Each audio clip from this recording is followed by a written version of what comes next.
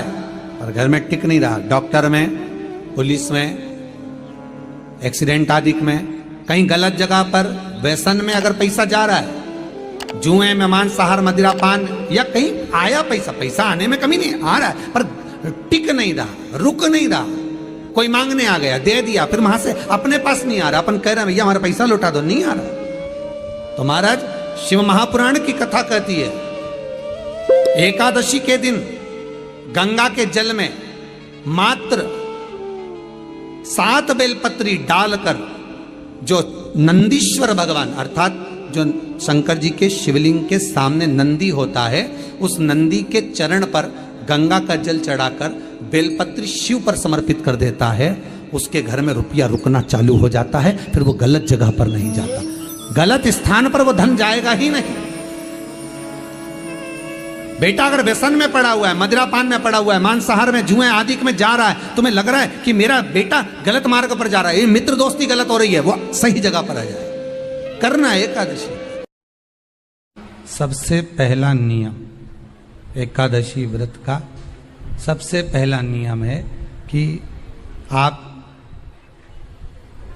जिस दिन व्रत करो उसके एक दिन पहले भक्ति का संचार इस हृदय में करो।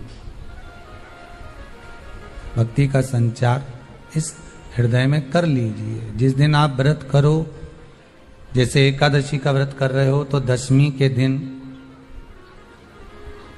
शाम का समय जब आवे, रात्रि जब होने लगे, शाम का समय आवे और रात्रि का आप जब भोजन ग्रहण करो तो उस भोजन में कोई ऐसा पदार्थ ग्रहण मत करिए जिस पदार्थ के कारण आपकी एकादशी बिगड़ जाए।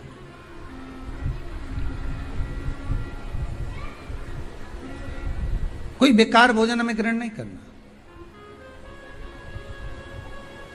श्रेष्ठ भोजन ग्रहण करिए दशमी के।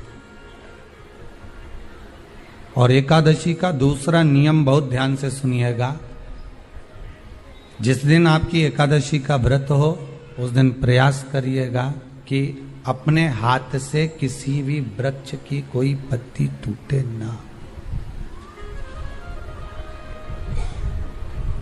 अपने हाथ से किसी भी वृक्ष की, पौधे की, किसी भी वृक्ष की पत्ती अपने हाथ से ना टूटे। बहुत ध्यान दीजिएगा महाराज। एकादशी का ये दूसरा नियम है कि अपने हाथ से किसी पौधे की, किसी वृक्ष की, किसी डाली की कोई। श्री शिवाय नमस्तुभ्यम। आप सब भी एकादशी का उपाय जरूर करिएगा। श्री शिवाय नमस्तुभ्यम। श्री शिवाय नमस्तुभ्यम।